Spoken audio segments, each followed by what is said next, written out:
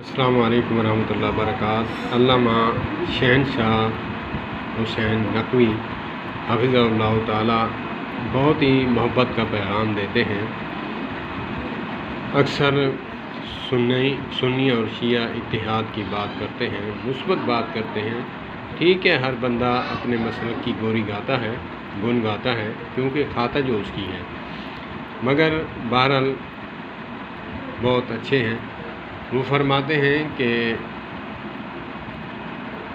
صلی اللہ علیہ وآلہ وسلم آقا کریم علیہ الصلوۃ والسلام کا اسم گرامی شریف آئے تو صلی اللہ علیہ وآلہ وسلم نہیں پڑھنا چاہیے۔ کیا پڑھنا چاہیے؟ صلی اللہ تبارک و تعالی علیہ وآلہ وسلم پڑھنا چاہیے۔